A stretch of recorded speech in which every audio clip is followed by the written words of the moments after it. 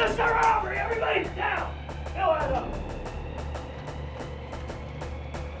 In the 1990s, Seattle, Washington was plagued by hundreds of bank robberies. Most of the thieves were caught, but one continued to elude the FBI. Wearing a disguise, he stole millions, threatening to kill anyone who got in his way. With no leads and little evidence, agents feared the only way to stop him was to catch him in the act.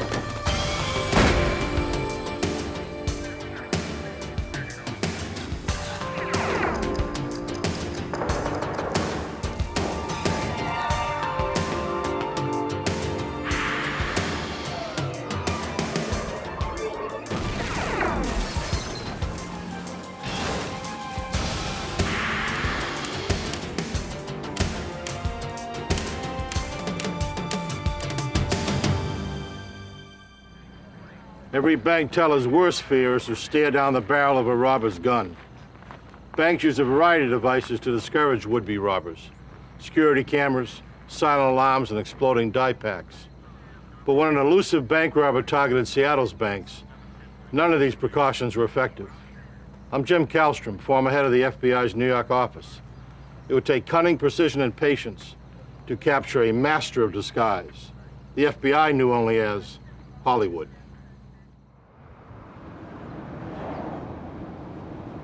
Seattle, Washington, 1992. The computer revolution was growing. Technology entrepreneurs were pumping billions into the city's economy. To accommodate the newfound wealth, banks opened branches all over Seattle.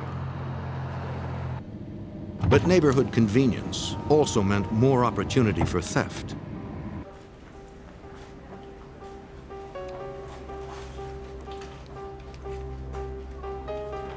On the afternoon of June 25th, at Seafirst Bank's Madison branch, two masked gunmen threatened to shoot anyone who did not comply with their demands. We're gonna shoot! One trained his gun on the frightened customers, while the other forced a teller to empty her cash drawer.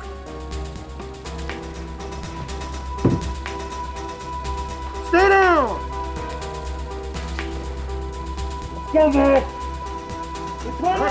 After the bag was filled, they demanded car keys from one of the customers who they had watched pull up. They warned the tellers not to hit an alarm or they would return and kill someone. The two sped away with nearly $20,000. Since the bank's deposits were insured by the federal government, the FBI was called in to assist the Seattle police. One in the front and one in the back. Because no alarm had been tripped, the bank's security cameras were not activated. They were ethnic or... Investigators had no photos of the suspects. Customers and bank employees described the gunman as being of medium height and build. One employee heard the man holding the cash call to his partner using the name Mark. The guy came to that door. The robbers had worn gloves, so no fingerprints could be obtained. Investigators attempted to lift shoe prints from a desk where one of them had stood.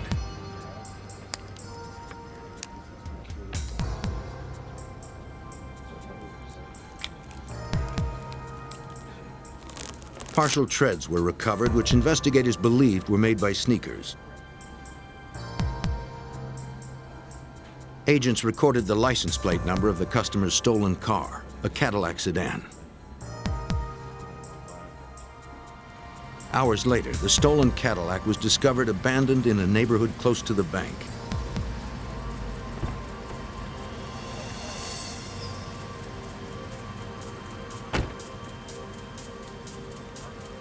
Forensic technicians would pore over the vehicle's interior, but find no fingerprints, hairs, or fibers foreign to the car.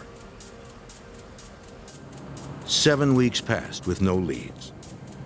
Then, on Friday, August 14th, This is a robbery! Everybody the same down, bank was down. robbed again. Jump.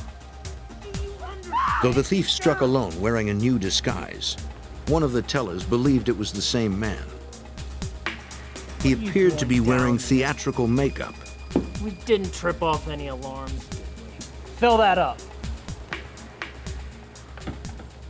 His take was more than $8,000, and it was just the beginning. Over the next 3 months, the same man hit 4 more Seattle area banks.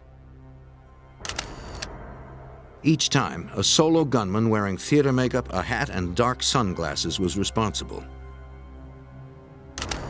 He brandished a Glock 9mm pistol and threatened to kill anyone who tried to stop him. On his 6th robbery, the thief had gotten away with $252,000, and investigators still had no leads and no name.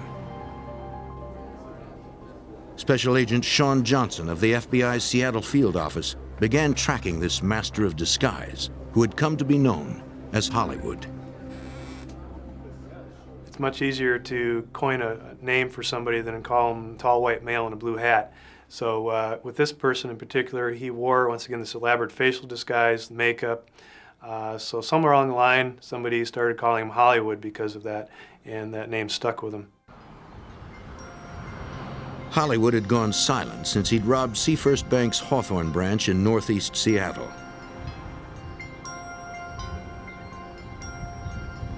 His take from that location exceeded $250,000.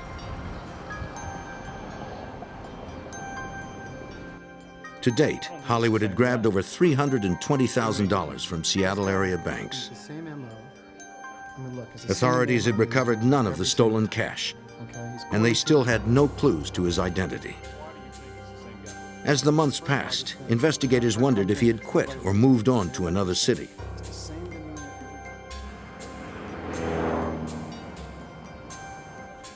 Then, on November 24th, 1993, just over a year since his last heist, Hollywood struck again.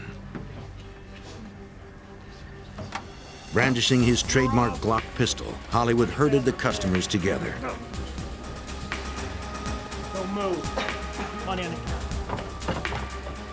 He returned to Seafirst Bank's Hawthorne branch, the bank he had previously hit for more than $250,000.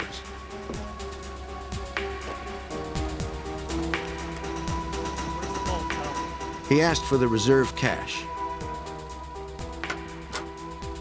Unsatisfied with the cash drawer take, he ordered a teller to let him into the vault in a back room.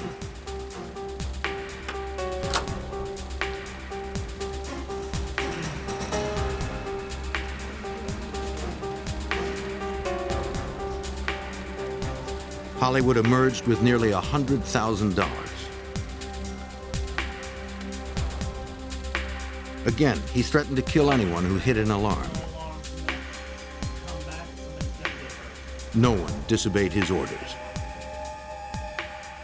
When Hollywood came into the banks, he was very much in control. He was polite to a degree, but it didn't make people comfortable. They were very afraid that he would use the weapon. He brandished it. It actually pointed at a number of people during the course of the robberies. So we knew that he was not afraid to show the weapon and also to possibly use that weapon against somebody who didn't obey what he told them to do. Security strategies in Seattle banks at this time included using marked bills to trace stolen money. Another tactic was dye packs.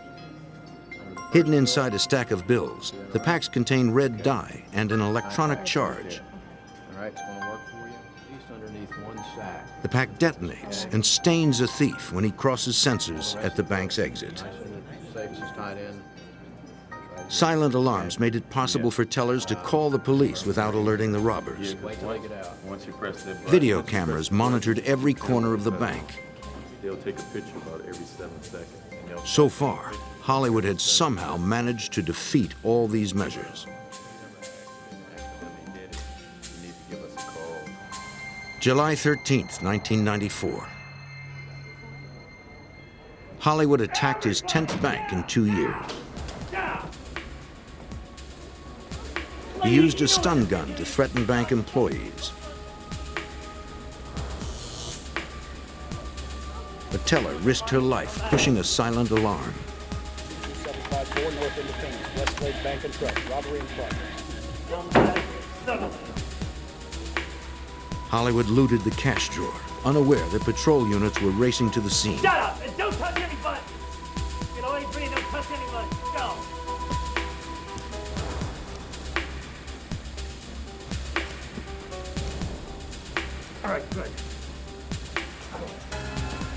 He fled with nearly $112,000. A witness outside the bank saw him get into a dark blue Dodge Caravan. A second person drove it. The witness was unable to see the vehicle's license tag.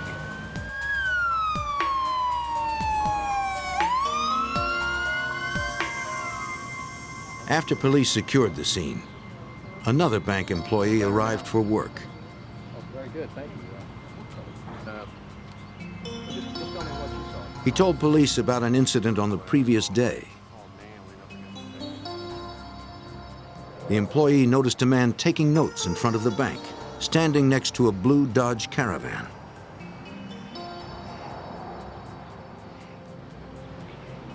The witness said he was too far away to get a good look at his I face. appreciate you coming forward. And, if you can think of any other details.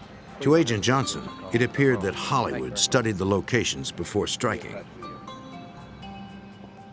He would scout out the banks days before, get a feel for the layout, who came, who went from the bank at given times. Hollywood's planning was paying off. He had gotten away with over $660,000. He struck most often on Wednesdays or Thursdays. The next time he appeared was 6 months later. As he filled his bag, the teller overheard a radio call from beneath his coat urging him to exit. When he passed the bank's sensors, a dye pack exploded. For the first time, he had failed in a robbery attempt. A witness outside the bank took down the license plate number of the getaway car. Special Agent Johnson was able to trace the vehicle. We ran the license plates on the cars, and they came back to a couple who lived in Tacoma, Washington, south of Seattle. So I went and talked to the couple to find out how their car had been sold. They had advertised the car in a local paper. The buyer paid $1,200 in cash without test driving it. The couple described the buyer as a white male in his late 30s or early 40s, of medium height and weight. Based on their description, a sketch artist created a likeness of the suspect. The FBI now had their first glimpse of what Hollywood might look like.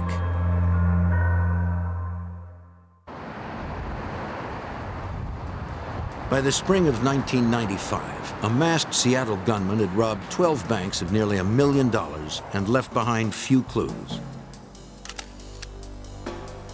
Investigators dubbed him Hollywood for his use of disguises and theatrical makeup.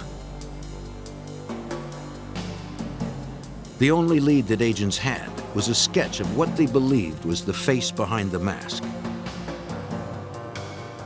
Special Agent Sean Johnson looked for a pattern. If he could figure out similarities among the banks Hollywood robbed, perhaps he could predict when and where he would strike next. I went back and visited all the banks that Hollywood had hit since June of '92. What I was looking for was some commonality. How many doors were in the banks? What was the layout of the lobby? Where was the vault located? Was it downstairs, upstairs, on the main floor? What was the size of the parking lot? Was it adjacent to the bank? Was it across the street? What kind of street was this bank located on? Johnson discovered that most of the banks were in commercial districts where area businesses made their deposits. The banks also bordered residential areas. This enabled Hollywood to blend into the surrounding neighborhood without arousing suspicion. He liked three areas of the city primarily, the northeast part of town, Madison Park, which was just outside of downtown, and West Seattle. So once again, looking at the types of banks he hit, the branches themselves, and areas of the city, we came up with a pattern of likely targets. In March of 1995, 3 years after Hollywood's initial heist, the Puget Sound Violent Crimes Task Force was formed. Staffed with investigators from 5 different agencies, they had one goal in mind: to take Hollywood off the streets. Hollywood struck most often around noon, and almost always on the last 3 days of the work week. 4 of his past 5 robberies occurred in late January or early February. Agents calculated that Hollywood appeared to be going through about $20,000 a month. They figured he had enough cash to last through the end of the year. Agent Johnson predicted that Hollywood wouldn't strike until the end of January. Seattle detective Mike McGann joined the task force in June of 1995. McGann knew the streets and had many bank robbery collars to his credit. It was my belief that at least 95% of the people that I arrested were narcotics users. The other 5% I believed to be gamblers, thrill seekers, professionals, or people that were working out of sheer desperation. Where I'd classify Hollywood was that he was a well-trained, well-disciplined professional. McGann pored over the security camera photos of Hollywood. He noted the weapons he brandished were a 9mm Glock and a stun gun. At the time, these arms were being considered as weapons of choice among law enforcement. The detective also noticed that Hollywood indexed his trigger finger on the side of the 9mm, a technique taught to police officers.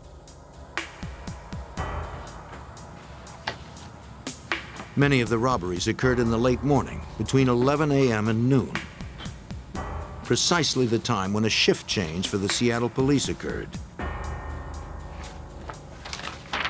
The evidence pointed to a frightening possibility. Hollywood might be a cop.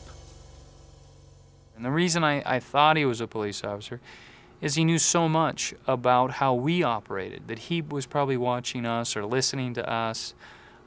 He was disciplined.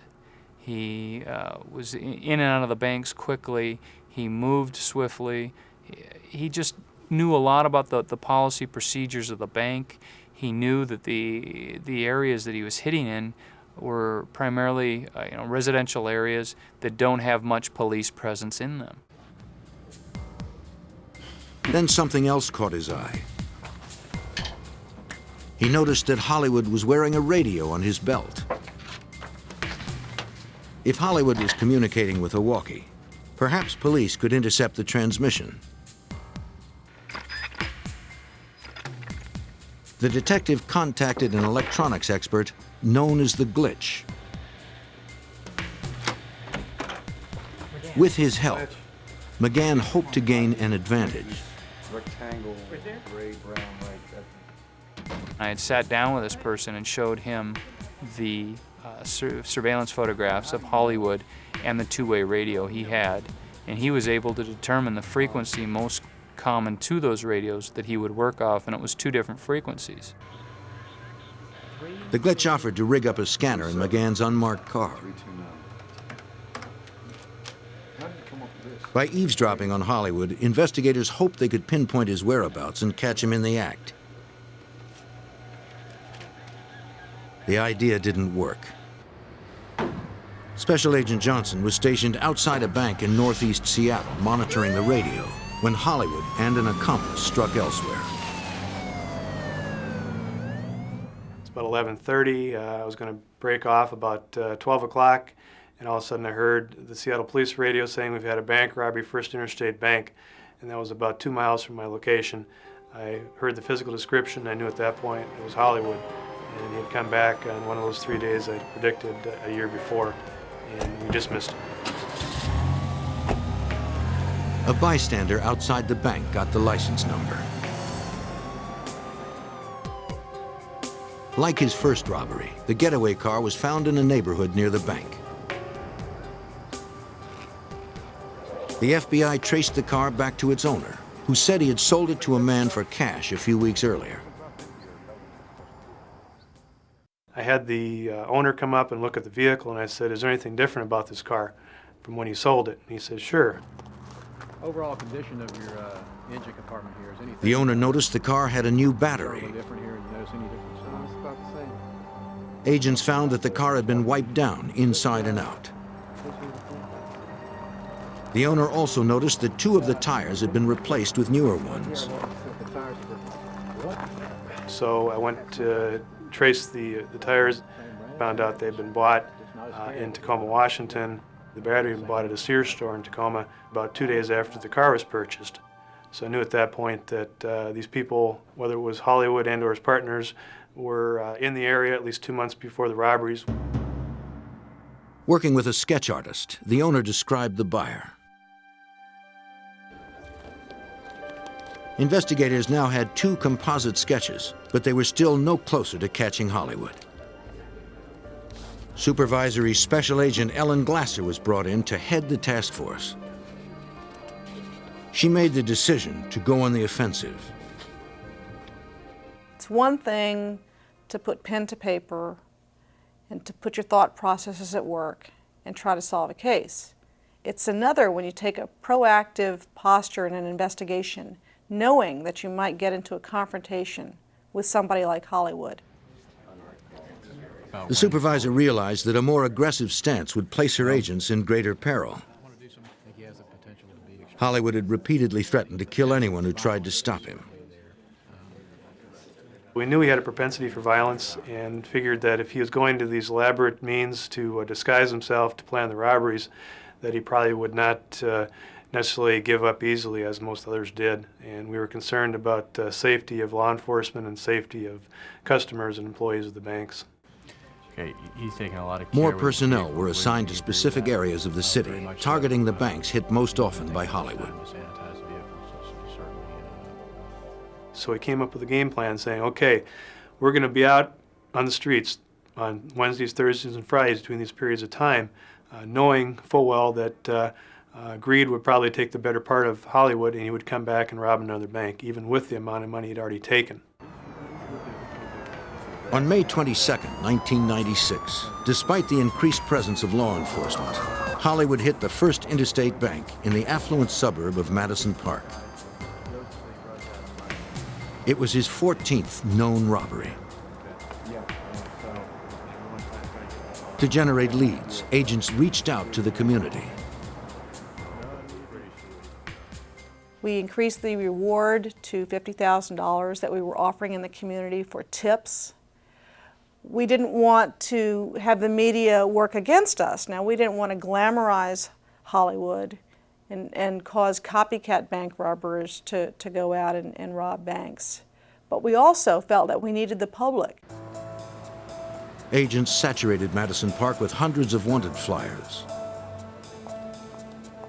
Perhaps heightened public awareness could also help eliminate that neighborhood as a potential target.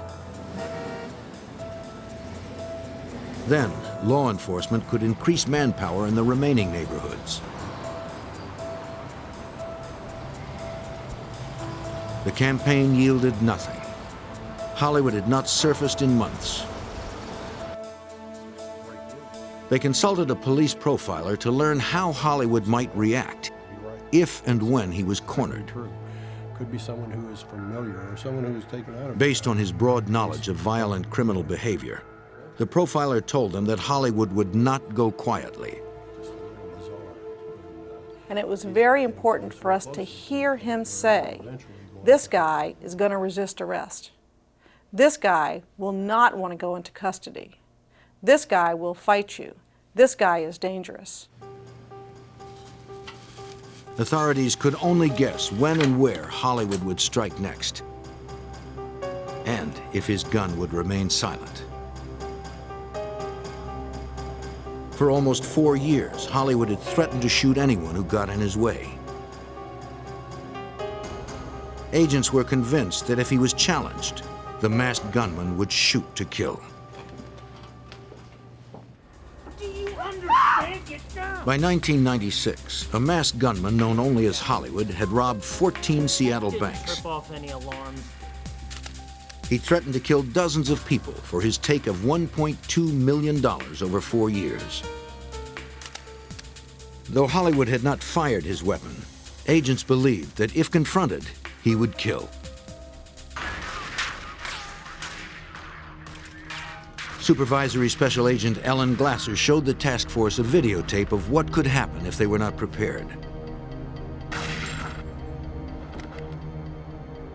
We have been using for training in the FBI a video of the tragic firefight that took place in 1986 in Miami, where we lost 2 of our agents and several other agents were wounded.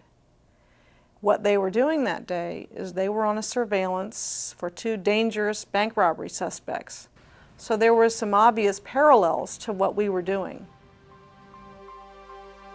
On April 11th, 1986, the FBI confronted 2 armed bank robbers in Miami. A shootout erupted. The gunmen advanced while the agents were reloading their revolvers, killing 2 of them and seriously wounding 5 others. That Miami shootout was a reminder of how high the stakes were. We can't always be 100% prepared, but we should be thinking, have a plan. All right, come on. Set. Moving. To avoid repeating the tragedy that occurred in Miami, Glasser developed more uniform procedures between the various agencies. The Seattle SWAT team trained alongside Special Agent Johnson. We did extensive training with them, firearms training, felony car stops, how to take people out of cars, different situations, and how we'd respond to a bank robbery that Hollywood had committed. And that was all done under Ellen Glasser's supervision. And her #1 concern, of course, was the safety of all the people involved. FBI, get out, get out, get out! Detective McGann knew they needed to make sure all personnel were on the same page. It also gave us a chance to test our communications because the FBI doesn't work off police communications, they had their own. So what we had to do is get everybody on board on the same radio frequency. To prevent the danger of friendly fire, all personnel were required to wear clothing with emblazoned logos. It looked really good otherwise, but you had your head up just a little too long. As Thanksgiving approached, Glasser believed they were as prepared as they could be. Well, that Wednesday, that day before Thanksgiving in 1996, it started out just like any other day. I went to work thinking I was going to catch up on some of my overdue paperwork, thinking that I was looking forward to the holiday the next day, having a day off, the banks would be closed, and thinking that people needed a rest because they had been working so hard. Agent Glasser, Detective McGann, and Detective Pete Erickson were the last ones in the office when an alert tone came over the radio at 5:41. And upon hearing that, I knew that it was Hollywood that had hit. And I'm looking around the office thinking, well, Pete's here.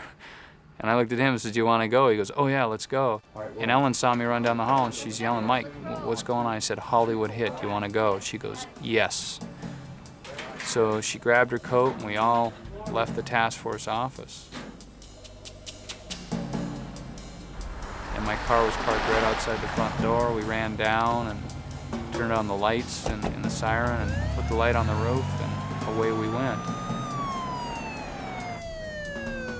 Multiple suspects had robbed a bank in Lake City, a Seattle suburb just minutes from task force headquarters. As soon as we got into Mike's car, I could hear the Seattle police radio traffic. And I remember hearing the references to the makeup. And it was really those references to the pancake makeup that made it resonate in my head that this was it. This was it. They got another call. A witness had seen a vehicle exit the bank's parking lot in an erratic manner. A vehicle matching the description had been spotted.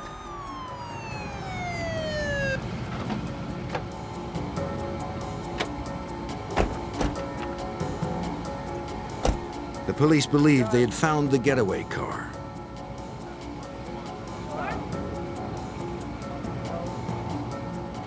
It turned out to be a false alarm. The engine was cold. 20 minutes had passed since the first call. McGann was sure that Hollywood had transferred to a different vehicle by now.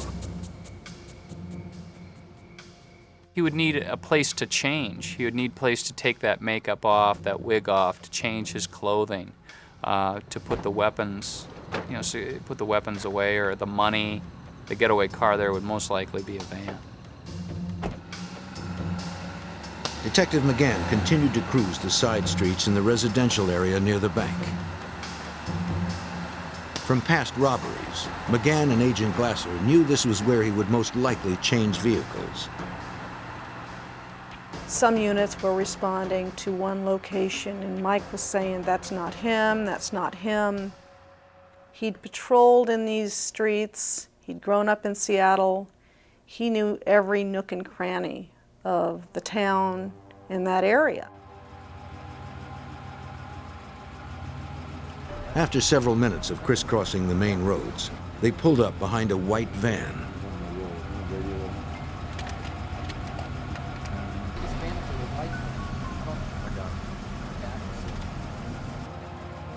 And there was condensation on the insides of the windows. I mean, heavy condensation where the beads of water were dripping down on the insides of the van.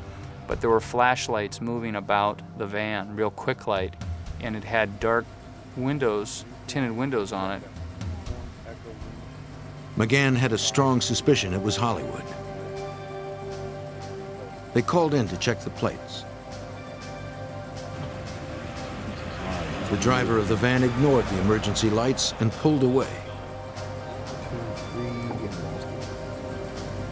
Dispatch. Vehicle.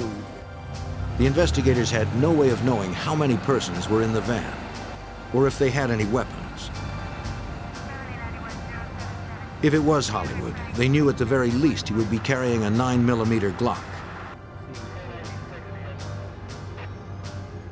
By this time, I knew he knew we were behind him. He could see me. He just knew we were there.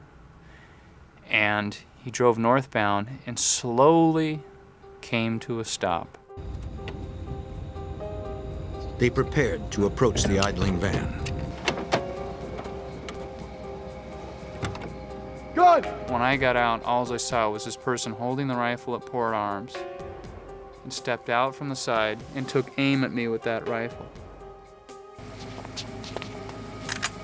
And right then I feared that I was going to be shot and killed. The rifle jammed. McGann fired into the rear of the van. The chase had turned into a firefight.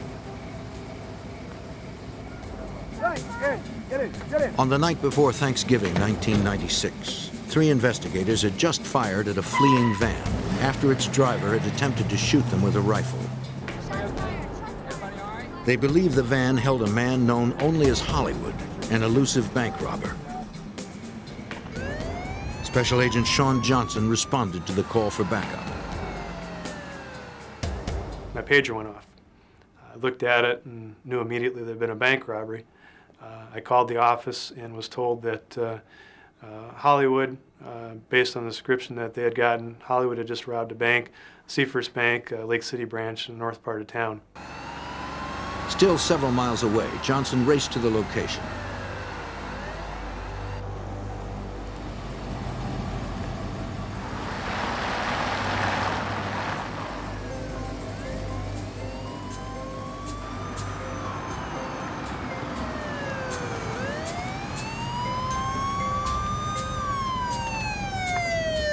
As the van came to another stop, backup arrived.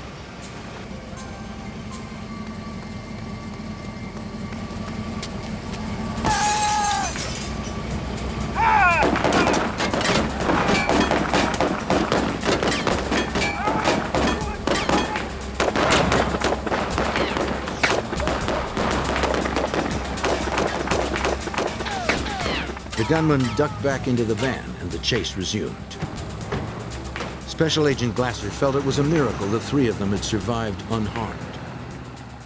I think that's partially by the grace of God, because these rounds were found in the windshield of the car that was behind us, so they went right over us. They continued to pursue the unidentified gunman through the residential neighborhood. The agent updated their new position for approaching units.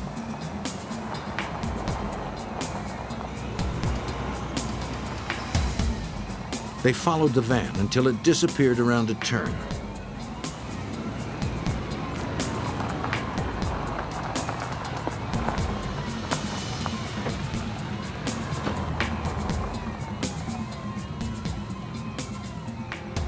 Fearful he might be driving into an ambush, McGann got out and continued the pursuit on foot.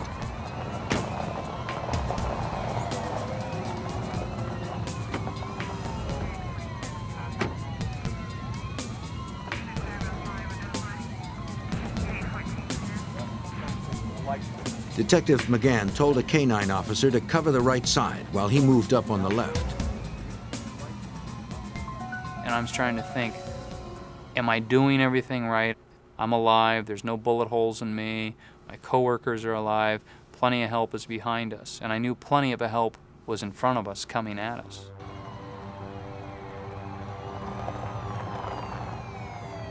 Up ahead, they could see the lights from an approaching Seattle police cruiser. It intercepted the van, forcing it off the road.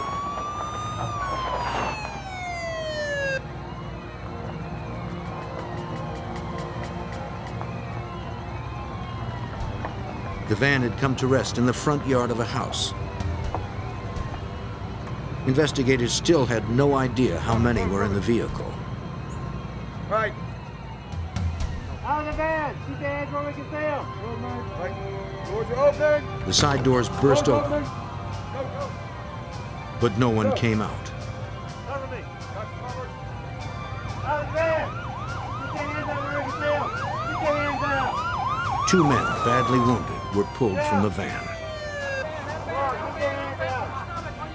One suspect had taken 3 rounds. The bullets had penetrated his left shoulder, thigh, and stomach. The other had been hit in his right shoulder. When I looked down at him and said, "What's your name?" And he said, "Steve." I said, "Steve what?" And he said, "Steve Myers." And I said, "Are you Hollywood?" And he says, "No." The other suspect was taller and heavier than the gunman from the security camera photos. Police believed he was not Hollywood either. The detective turned his attention to the van, but no one else was inside.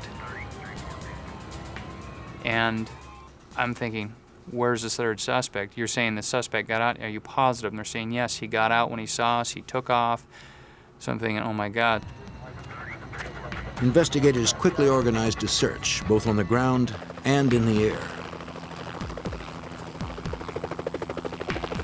A third suspect, probably Hollywood, was on the run.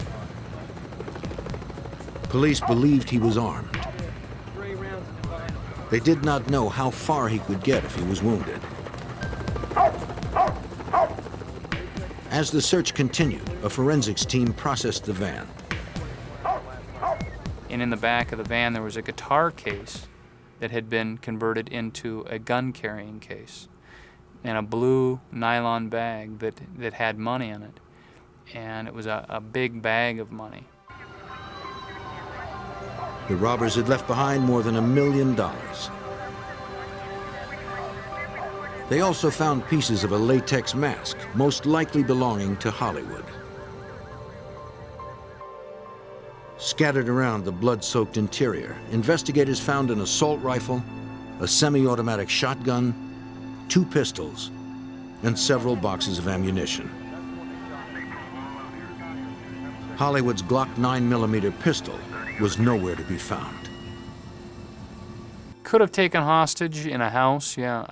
That did cross my mind that, you know, maybe he ran into a house and was holding a family hostage and would hold them until, you know, the early hours of the morning, or until traffic died out, or he could be watching us. He could be one of us. Wherever he was and whoever he was, Hollywood had eluded the FBI once more. After 4 years of pursuit, the masked bank robber known as Hollywood had eluded capture again following his 15th known bank robbery. But 2 of his accomplices had been taken into custody. One was identified as Mark Biggins. Biggins had been Hollywood's accomplice in 3 of the robberies, including their first. He wore the Reagan mask. The other accomplice was Steve Myers, the man who drove Hollywood's getaway cars. Special Agent Johnson pressed Myers for Hollywood's real name. You need to tell me who this person is, where he is. And he finally said, okay, I'll tell you. The person you're looking for is Scott Skurlock. Scott Skurlock wasn't a police officer. He was a local actor. Agents moved in on his 20-acre ranch in Olympia, Washington, an hour south of Seattle.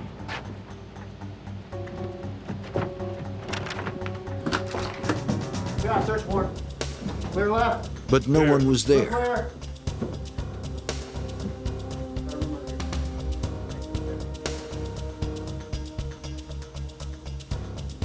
Investigators found a semi-automatic 9mm Glock. Okay. Secured up. And our 9s. Take it out. Agents recovered $23,000 in cash.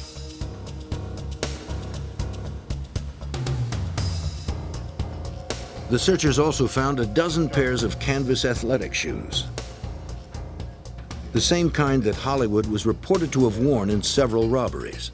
Let me check over here. Behind the house, agents approached a barn. All right, clear left. Through clear. Inside, they found tools, building materials, and equipment. On the dusty floor, one of the agents noticed some footprints that led to a trap door.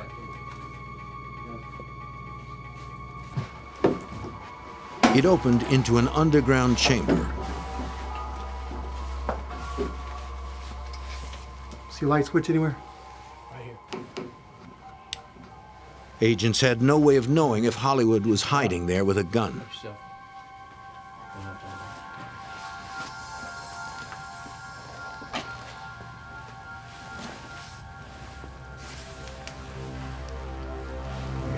Skurlock wasn't there.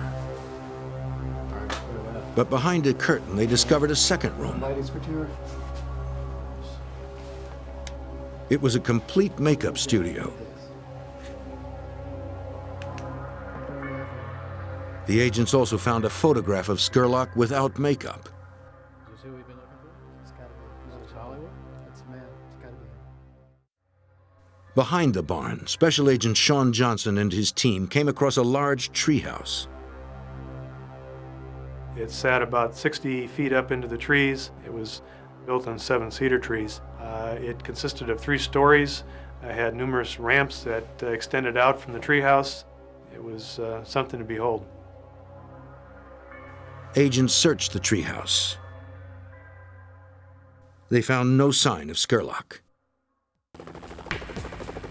Police were still patrolling the neighborhood where the shootout had occurred the night before. Searchers had combed the area, but found no trace of the fugitive. Then a report came in that a man had spotted someone hiding in a camper behind his mother's house. Come out of the trailer. Police responded and approached the camper. Sir, police officer, come out of the trailer. They identified themselves, but received no response. An officer emptied a can of pepper spray into the window.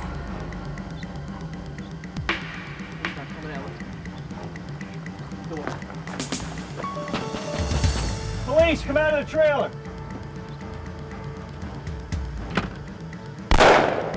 A shot rang out. Chief, get your back up. Police set up a perimeter around the camper and called in reinforcements. Agent Johnson had just returned from searching Scurlock's property. Within minutes of arriving at the office, having not even unloaded any evidence, I heard on the Seattle police radio shots had been exchanged at a location about 2 blocks away from the previous night's events. So without even beginning to unload the evidence, I took off again, heading northbound out of town, lights and sirens to this location. Every available unit converged on the site. Supervisory Special Agent Glasser had gone home after the shootout. By that point in time, I had decided not to cook a turkey on Thanksgiving. I had changed the reservations for where we were going to eat Thanksgiving to a later time so that we could all be together as a family. And we were almost out the door when we got a call from the office that Hollywood was barricaded in a trailer. No other shots had been fired since that first exchange. Come on, Scott, come out. Good job. Scurlock's girlfriend was brought to the scene. If it was the fugitive, perhaps she could persuade him to give himself up. Come on, Scott, come out. There was no response.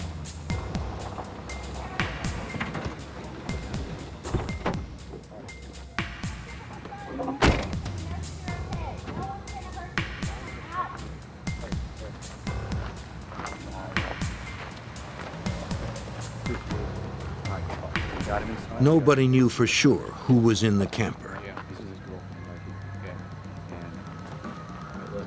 Out of options, the SWAT team was called to action.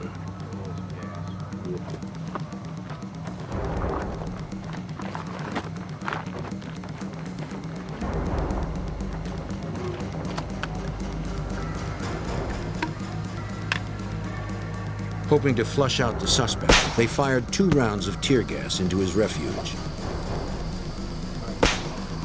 They heard nothing.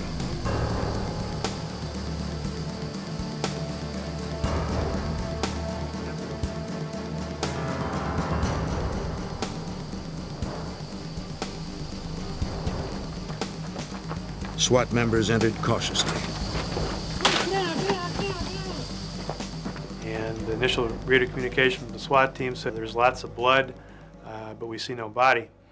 And my first reaction to that was, is this guy a ghost or what? How can there be no body?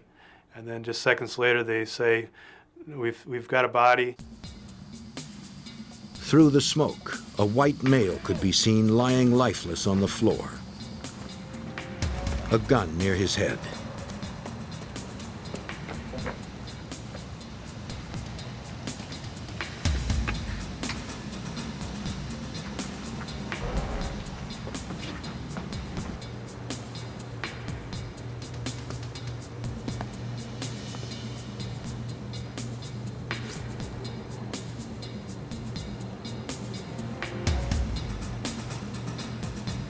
Scurlock's photograph was compared to the body.